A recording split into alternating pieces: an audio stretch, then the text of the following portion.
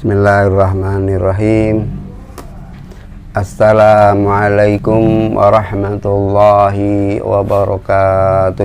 Waalaikumsalam warahmatullahi wabarakatuh. Ala hadhihi niyyah wa likulli niyatin sholihah wa ila hadratin nabiyil mustafa rasulillahi sallallahu alaihi wasallam wa ala alihi wa azwajihi wa dzurriyyatihi wa ahli baitihi wa muallif hadzal kitab al-Fatihah. A'udzubillahi minasyaitonir rajim. Bismillahirrahmanirrahim. Alhamdulillahi rabbil alamin arrahmanir rahim maliki yaumiddin. Iyyaka na'budu wa iyyaka nasta'in. Ihdinas siratal mustaqim.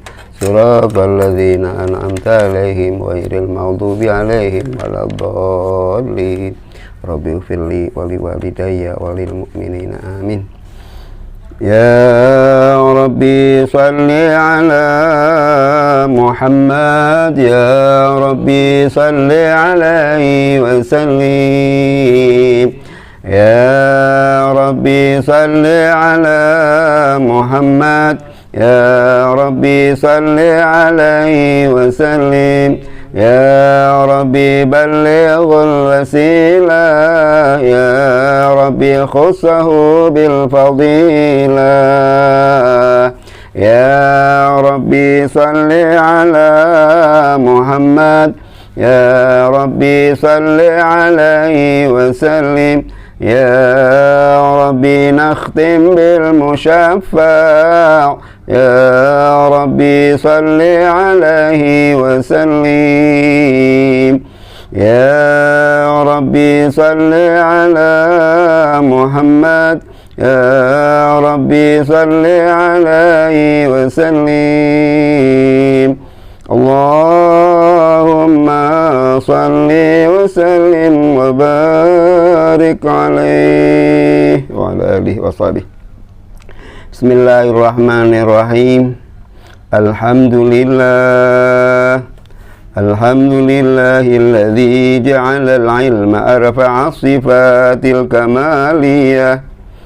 Wa ashhadu an la ilaha illallah wahdahu la syarika lah, alladzi khassa man syaa min ibadihi bil ma'athiril hikmiyah. Wa ashhadu anna Muhammadan 'abduhu wa rasuluh, alladzi khassahu Allah ta'ala bi jami'i kamalatil 'ubudiyyah. Wa sallallahu ala sayyidina Muhammadin alladzi mala'a Allah ta'ala qalbahu sallallahu alaihi wasallam wa sallama min jalalihil a'la jalla wa ala wa 'ainahu sallallahu alaihi wasallam wa sallama min jamalihil asna wa sara sallallahu alaihi wasallam masruran mansura wa ala alihi wa ashabihi wassalikina ala nahjihi fanalu khairan wafira. Amma ba'du. Hadratal mukarramin wal muhtaramin, para alim, para kiai, para ustadz wal ustadzah, wabil khusus kepada jamaah Nahdliyin wal Nahdliyat. Mengawali pembacaan kitab ini, marilah kita bersama-sama memanjatkan puja dan puji serta syukur kita kepada Allah Subhanahu wa ta'ala atas segala limpahan nikmat, limpahan rahmat, serta limpahan sehat. Alhamdulillah, pada sore hari ini kita masih diberi kesempatan oleh Allah Subhanahu wa ta'ala untuk melaksanakan kewajiban-kewajiban kita sebagai muslim. Yang pertama, kewajiban melaksanakan ibadah salat fardu ashar. Kewajiban berikutnya yaitu thalabul ilmi. Salawat dan salam mudah-mudahan Allah akan tetap curahkan kepada baginda Rasul Muhammad sallallahu alaihi wasallam. Atas perjuangan beliaulah kita dapat memeluk agama yang diridhai oleh Allah Subhanahu wa ta'ala yakni agama Islam. Ma'asyiral hadirin, jamaah yang dimuliakan oleh Allah, masih membahas tentang pada melanjutkan pembahasan yang lalu. Kalau yang lalu kita masuk pada maqalah yang ke-22, sekarang masuk pada maqalah yang ke-23. Bismillahirrahmanirrahim. Qala al-musannifu rahimahullahu ta'ala wa nafa'na bihi wa bi'ulumihi fit dharain amin. Wal maqalatu tsalisatu wal 'ishruna. Maqalah yang ke-23. Qila, dikatakan, harakatut ta'ati dalilul ma'rifati, kama anna harakatal jismi dalilul hayati. Harakatut ta'ati, geraknya taat, dalilun, menunjukkan, dalilul ma'rifati, menunjukkan ma'rifah, kama anna harakatal jismi, sebagaimana bahwa geraknya jasad ini, geraknya jisim ini, dalilul hayati, menunjukkan kehidupan. Wal makna, dan maknanya, anna ityanal abdi ta'ati lillahi ta'ala alamatun ala ma'rifatihi lillahi ta'ala. Maknanya bahwa seorang hamba yang melaksanakan ketaatan kepada Allah Subhanahu wa ta'ala itu sebagai dalil, sebagai tanda bahwa orang itu benar-benar ma'rifat kepada Allah Subhanahu wa ta'ala. Fa'idha kasuratit ta'atu, apabila seorang hamba itu banyak ketaatannya kepada Allah, kasuratil ma'rifatu, menunjukkan bahwa dia adalah ma'rifatnya kepada Allah Subhanahu wa ta'ala banyak. Wa idza qallat, dan apabila melakukan ketaatannya itu sedikit, qallat, maka dia itu sedikit pula ma'rifatnya kepada Allah Subhanahu wa ta'ala. Li'anna zahira mir'atul batin, karena sesungguhnya zahir itulah sebagai cermin yang ada di dalam batin. Ma'asyiral hadirin, jamaah yang dimuliakan oleh Allah Subhanahu wa ta'ala, melalui maqalah ini minimal orang itu ada tanda-tandanya.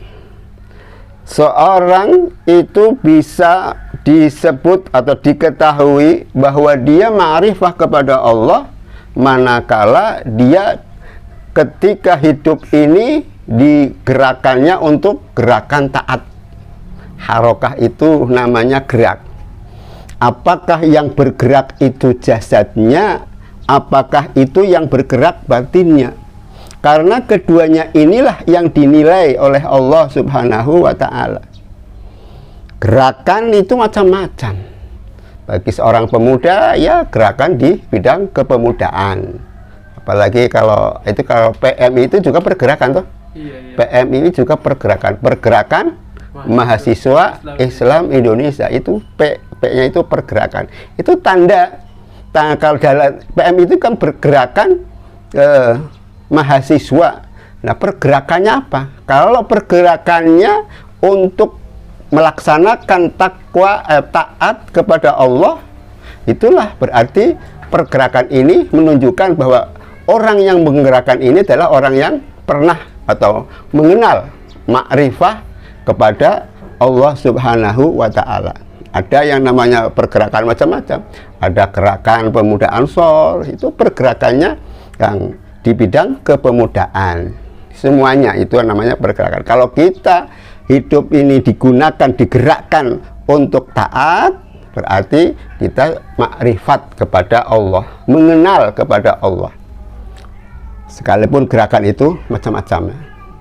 Gerakan itu ada gerakan bawah, ada gerakan atas, ada gerakan yang mengumpulkan. Kalau di dalam harokat di bahasa Arab di tulisan itu, kalau tulisan di tulisan Arab itu harokat. Harokat itu ada 4. Ada harokat dhamma, ada harokat fathah, ada harokat kasroh, ada harokat sukun. Masing-masing itu ada fungsinya. Tuh. Yang hidup ya. Kalau rofa fungsinya untuk dhamma. Nah, kalau nasab itu fathah. Kalau kasroh itu jar di bawah. Nah, kalau sukun itu jazm. Sehingga di dalam kitab Alfiyah itu warfa bil dhammin wansiban fathan wajur kasron kadzikrullahi abdahu yasur wajzim bitaskinin wa ghairu madzukir yanubu nahwu ja'ahu bani namir. Itu di Alfiyah itu. Warfa ini kalau dilihat dari kalimat rofa itu artinya di atas, orang yang mulia. Rofa itu orang yang mulia. Orang di atas kan biasanya orang yang mulia. Nah, syaratnya orang mau menjadi orang yang mulia itu harus bidhammin, itu harus berkumpul. Nah, kalau kita berkumpul kan nanti akan bersatu. Kalau bersatu kan bisa memenangkan pergerakan. Nah, kalau kita sudah menang, berarti kita sudah memperoleh kemuliaan. Tetapi yang namanya harokat itu tidak hanya harokat rofa saja, tidak hanya harokat dhammah saja, tapi kadang-kadang juga ada harokat kasroh. Kasroh itu apa? Kasroh itu gerakan bawah. Kadang-kadang ada orang yang ini sedang perjuangan untuk keagamaan, kadang ada yang merusak gitu. Merusak. Setiap pasti pergerakan, setiap organisasi pasti ada yang menginginkan adanya kerusakan, walaupun apakah itu dari luar maupun dari dalam. Ada yang namanya kasroh. Kasroh itu di bawah, gerakan bawah. Kalau artinya kasroh itu pecah. Jadi fungsinya untuk memecahkan kekuatan. Makanya kenapa Belanda dulu di sini sampai 350 tahun? Karena mereka itu memecah, istilah dalam dunia politik itu namanya politik pecah belah bambu gitu. Supaya antar umat, antar provinsi itu tidak bersatu, apalagi keagamaan. Begitu juga keagamaan, supaya masing-masing saling membenarkan dirinya sendiri. Akhirnya umat Islam tidak bersatu. Ini namanya gerakan kasroh yang fungsinya untuk memecah kekuatan. Nah, kalau fathah itu artinya terbuka. Terbuka ketika kita dalam organisasi itu ya kita harus terbuka. Seumpama kepengen organisasi kita ini naik rofa, itu harus terbuka itu. Fathah itu namanya. Tetapi ada juga yang jazm. Jangan sampai kita jazm. Jazm itu artinya sukun. Sukun itu tenang, diam saja, tidak memperhatikan. Tidak tahu, yang penting apakah organisasi kita akan maju ataupun tidak. Itu berarti namanya jazm atau sukun. Cuman tenang-tenang saja, vakum artinya tidak bergerak. Nah, kita kan mestinya harus bergerak. Ini pergerakan kita ini harokat, tandanya orang yang ma'rifah kepada Allah. Kalau gerakan kita digunakan untuk taat kepada Allah, itu artinya kita sudah kenal kepada Allah Subhanahu wa Ta'ala. Minimal ketika kita kita bergerak ini untuk melaksanakan ketaatan, berarti kita untuk mencegah daripada kemaksiatan, agar kita bisa menghindar dari kemaksiatan. Kalau namanya taat itu tarkul maksiyah. Taat itu meninggalkan maksiat. Seumpama kita tidak bisa melaksanakan ketaatan dengan ibadah yang mahdhah, misalkan. Orang kan kadang melihat ketaatan itu dilihat dari segi yang mahdhah saja, yang rukun-rukun saja, yang ada aturan-aturannya saja. Padahal yang namanya pergerakan, yang namanya ketaatan kita itu seperti tujuannya ketaatan itu adalah untuk mencegah daripada maksiat, meninggalkan maksiat. Kalau kita sudah meninggalkan maksiat, berarti kita melaksanakan ketaatan. Nah, bagaimana caranya kita bisa menghindari kemaksiatan? Ya, kita pergunakan waktu untuk hal-hal yang positif. Nah, ketika kita menggunakan waktu untuk mencegah daripada maksiat, berarti kita melaksanakan taat. Nah, kalau kita melaksanakan taat, berarti kita sudah mengenal, sudah makrifah kepada Allah. Tergantung, kalau kita orang gerakannya untuk taat kepada Allah semakin banyak, berarti makrifah kita kepada Allah banyak. Tetapi kalau gerakan ketaatan kita kepada Allah sedikit, berarti makrifat kita kepada Allah sedikit. Nah, makrifah itu kalau dalam bahasa Indonesia namanya kenal. Makrifat itu akhirnya kenal. Makrifat Allah berarti kita mengenal Allah. Mengenal Allah dalam hal ini adalah mengenal sifat-sifatnya Allah. Bagaimana supaya kita ini diridhoi oleh Allah. Karena untuk mencari ridhonya itu kan sulit. Mencari ridhonya istri saja sulit. Mencari ridhonya istri, atau sebaliknya, seorang istri ingin mencari ridhonya suami saja juga sulit. Kita harus tahu sifatnya, tahu kesenangannya suami. Misalkan ada seorang istri ingin mendapatkan pujian, ingin mendapatkan ridho dari suaminya, tetapi istrinya tidak kenal apa yang disenangi oleh suaminya. Mungkin pandangan umum kalau masakannya enak, mungkin suami mau senang. Mungkin akhirnya si istri ini membuat masakan yang enak, apakah opor ayam ataupun apa, pokoknya makanan yang enak. Setelah membuat makanannya yang enak, misalkan bikin opor ayam atau apa, ketika disuguhkan kepada suaminya, ternyata apa? Suaminya itu tidak suka, artinya memakan tapi makannya sedikit. Sehingga seorang istri ini kan merasa kecewa. Wah, bagaimana Kang Mas ini? Sudah saya usahakan membuat masakan yang enak, yang lezat, ternyata Kang Mas ini tidak mencintai masakan saya. Akhirnya apa? Lapor kepada mertuanya. Ibu, kenapa sih suami saya kok sudah saya masakan yang enak, saya ambil resepnya dari majalah Femina seumpama. Kita ambil resepnya dari majalah supaya enak. Ya, ketika saya cicipi juga sudah enak kata saya, tetapi nyatanya suami saya kok tidak suka. Ternyata makannya cuma beberapa sendok saja. Kan istri kan merasa kecewa. Sudah persiapkan matang-matang, ternyata tidak. Akhirnya lapor sama mertua.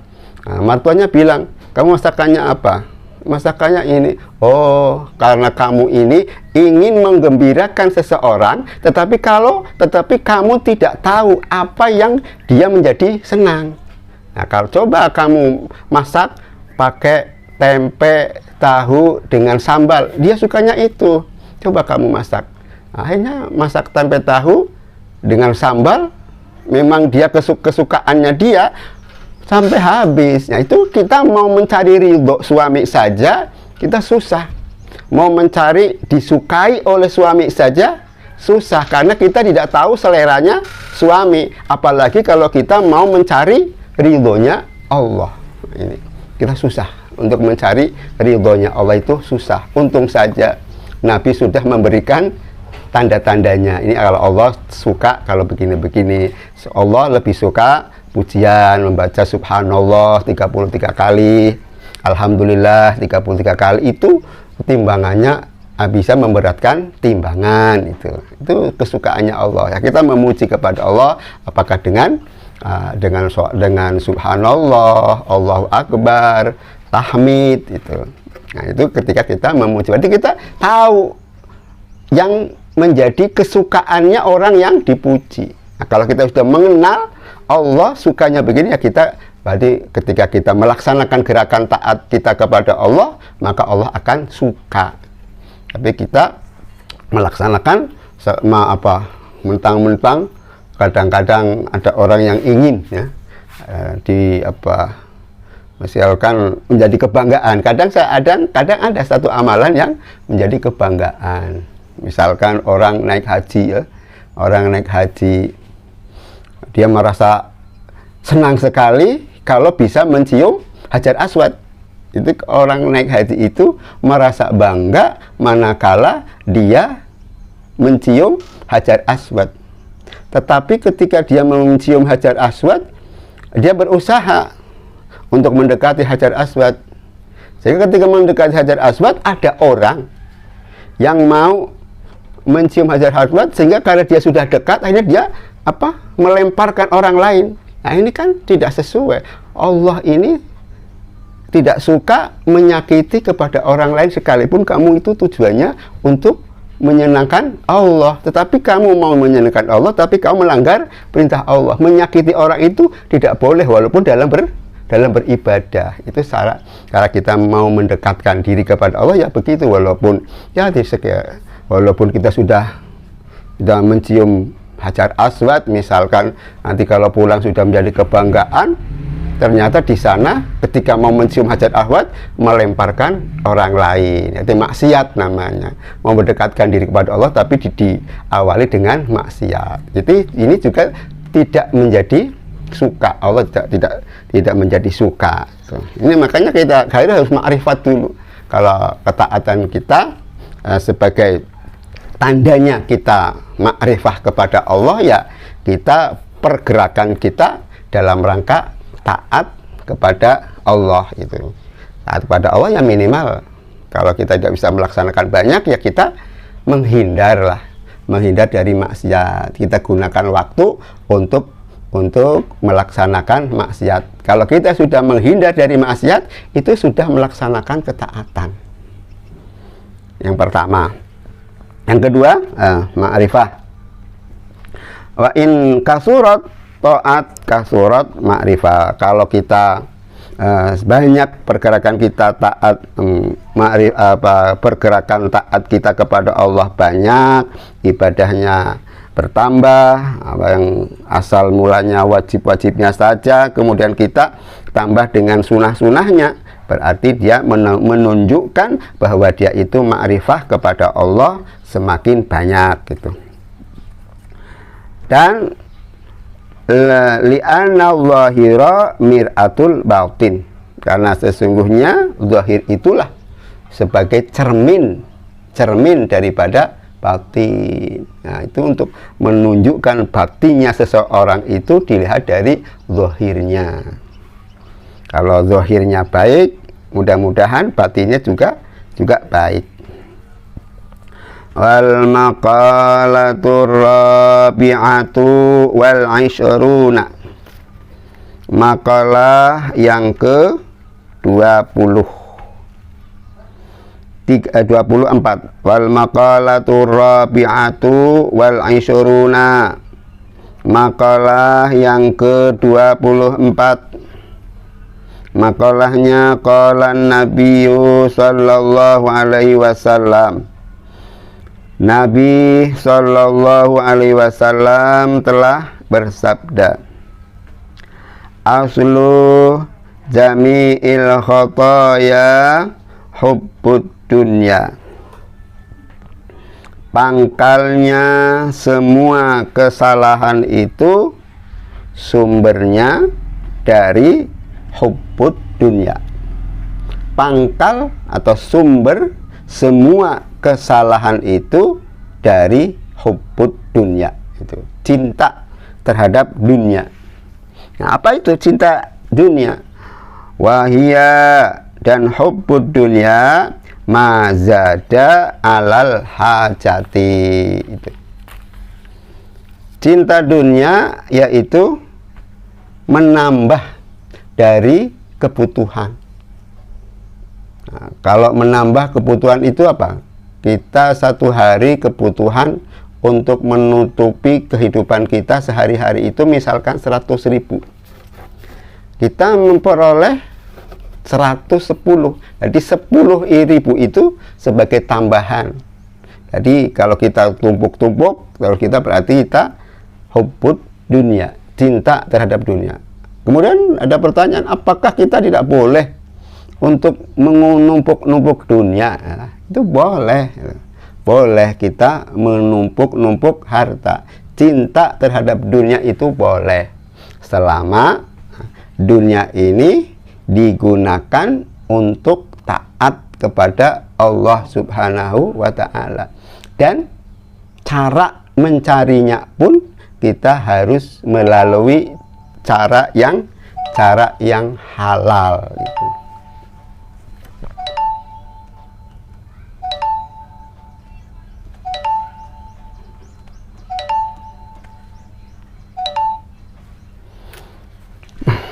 Cara mencarinya pun cari yang halal. Ini orang tergantung saking cintanya kepada dunia ini, bisa antara saudara dengan saudara bisa pecah karena cinta dunia.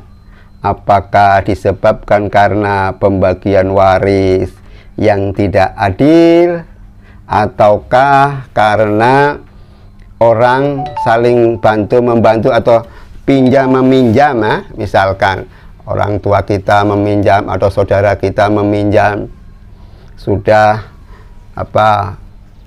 berjanji 1 minggu mau bayar, ternyata 1 minggu tidak bayar. Kemudian kan orang akhirnya itu dari orang lain atau dari istri misalkan yang tidak suka, itu adikmu atau kakakmu kalau kemari cuman mau cari uang atau mau pinjam uang, itu sudah akhirnya bisa menjauhkan gara-gara uang. Antar saudara bisa berpisah. Ada yang karena orang tidak jadi nikah juga karena harta. Kenapa? Karena misalkan meminta mahar yang tinggi. Orang sudah saling cinta, tapi karena maharnya tinggi, akhirnya tidak jadi. Itu tidak karena dunia itu. Nah, itu menjadikan sumber kesalahan, sumber kesalahan itu dari hubbud dunia. Tetapi bukan berarti kita ini tidak boleh untuk mencintai dunia. Boleh selama kita dari sumbernya sumber yang halal, digunakan untuk yang diridhoi oleh Allah Subhanahu wa Ta'ala itu. Selama itu ya tidak ada masalah. Kalau kita bisa memperoleh dari yang halal, digunakan juga untuk kebaikan, untuk taat kepada Allah.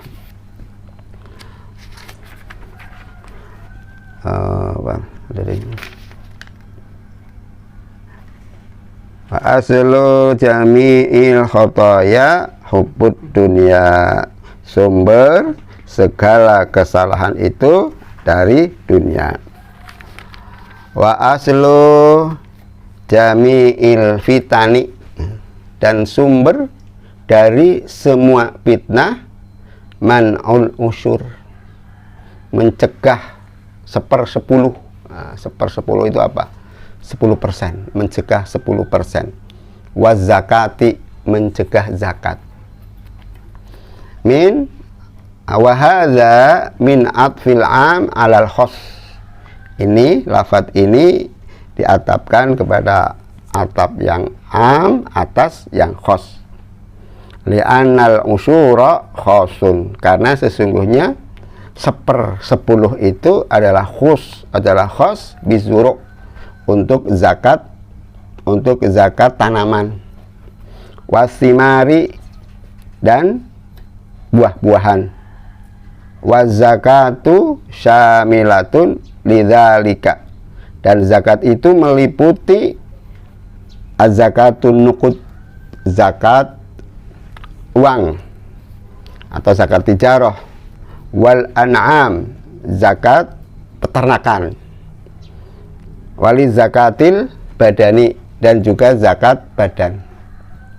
Ini kalau kita punya kewajiban untuk membayar zakat, tetapi kita tidak melaksanakan zakat, ini menjadi sumbernya fitnah. Karena apa? Saudara-saudara kita pasti akan membicarakan, oh, orang sudah berkewajiban mengeluarkan zakat kok tidak menunaikan zakat. Ya wajarlah kalau orang kaya kok tidak membayar zakat itu. Padahal apa? Zakat itu kalau dilaksanakan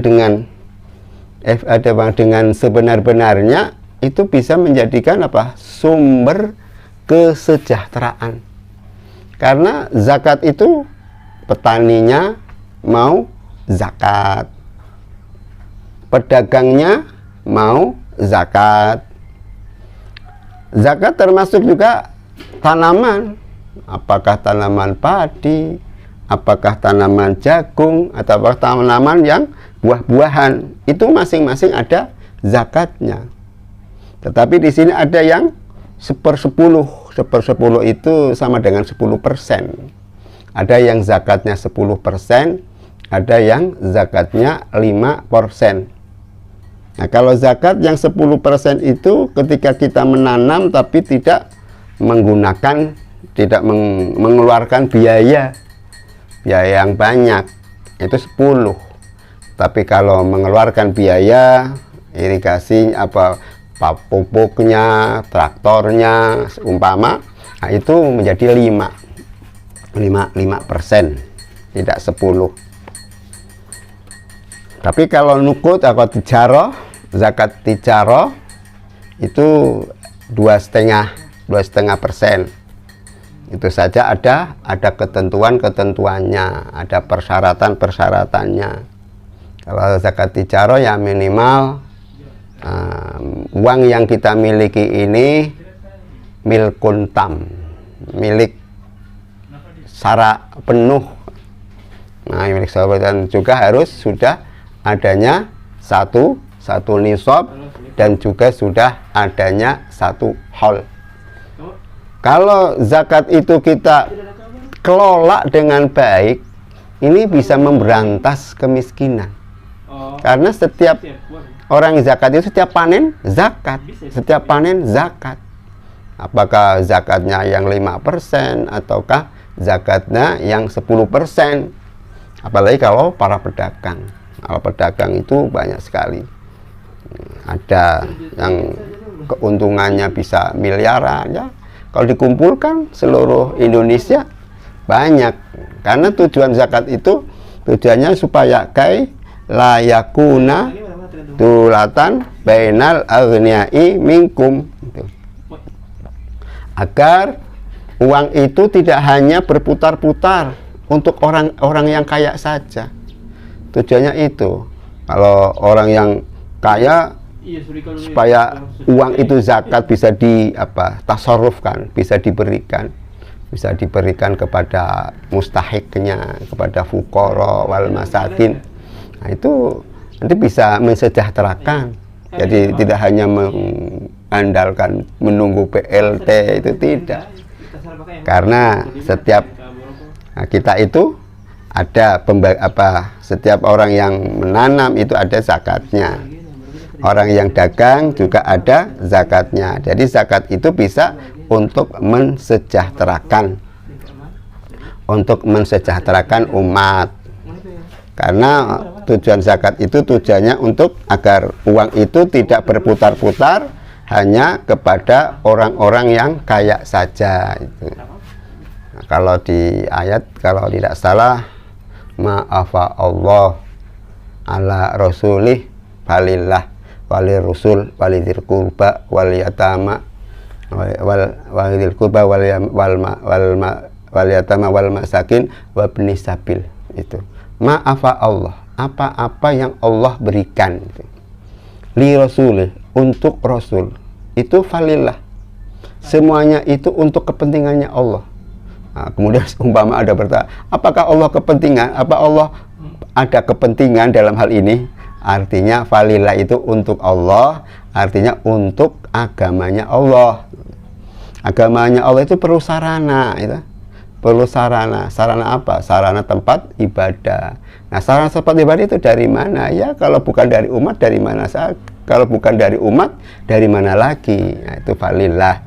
Wali Rasul, dan juga untuk perjuangannya Rasulullah untuk mengembangkan Islam. Islam ini perlu berkembang. Untuk mengembangkan Islam juga perlu dana, perlu umpama pendidikan, ya perlu gedung, perlu untuk menggaji asatid atau ustadz-ustadz yang mengajar itu, madrasah untuk mengembangkan agamanya Allah. Di antara perlu seperti pondok pesantren kan perlu dana, ya falillah itu untuk kepentingan Allah dan juga untuk kepentingan Rasulullah, untuk kepentingan perjuangannya Rasulullah, bukan untuk Allah, bukan untuk Rasulullah. Allah itu sudah tidak membutuhkan, Allah itu sudah kaya. Cuman kalau kita tidak memperjuangkan, nanti pendidikan kita bagaimana gitu. Kalau di Jawa sih pendidikan agama alhamdulillah banyak. Kalau di sini wallahu a'lam. Kalau di sini wallahu a'lam, pengajian ada saja tidak ada yang hadir. Gitu. Nah, ini kalau dikelola dengan baik itu zakat dikelola dengan baik itu bisa menjadikan sumber kesejahteraan bagi umat. Sekolah bila perlu tidak membayar, walaupun sekarang juga tidak membayar, tapi walaupun katanya ada bos, ada sekolah, biaya sekolah katanya sudah ada, tetapi yang saya dengar katanya biaya sekolah juga mahal. Tapi kalau di pesantren tidak mahal, cuman biaya makan untuk diri sendiri saja. Tapi kalau di pesantren juga sekarang ada yang modern, ada yang salaf, ada yang salafiyah. Nah, yang khusus agama, ada yang campur gitu. Nah, kalau di sini pondok pesantren campur. Nah, ada umumnya, ada agamanya. Tapi katanya kalau sekarang pondok pesantren tidak ada pendidikan umumnya, katanya santrinya sedikit, sehingga sekarang menyesuaikan. Tetapi ditekankan setelah sekolah umum ngaji tetap gitu. Untuk daya tarik mereka, nah, sehingga ada pondok sekarang, ada ya pondok yang tradisional, ada yang modern. Asalnya hanya mengaji saja, sekarang sudah ada sekolah umumnya. Bahkan kalau di Kempek itu sudah ada perguruan tingginya. Sekarang sudah banyak yang perguruan tinggi. Dulu saja di Jombang juga ada perguruan tinggi. Apalagi sekarang sudah ada UNU ya. Nah, sekarang sudah ada UNU, sudah banyak alhamdulillah. Nah, untuk calon-calon kita atau kader-kader kita itu ke depan mau memperjuangkan agama itu. Nah, ini diantaranya fungsinya zakat, diantara untuk membiayai umat dari umat untuk umat. Wal fitnah, sumber dari semua fitnah itu adalah mencegah zakat, tidak mau membayar zakat. Kalau zakat itu sudah ada ketentuannya. Alhamdulillah sekarang katanya setiap pegawai negeri ada penarikan zakat ya, katanya berapa 2,5% zakat, apa namanya, zakat profesi mungkin ya. Ya kalau itu dikelola dengan baik ya untuk kesejahteraan umat, mudah-mudahan bisa berjalan dengan baik. Mungkin sementara ini saja ya. Mudah-mudahan yang sedikit ini ada manfaatnya, dan barangkali terdapat kesalahan kami mohon maaf yang sebesar-besarnya. Wallahul muwaffiq ila aqwamit thoriq. Assalamualaikum warahmatullahi wabarakatuh.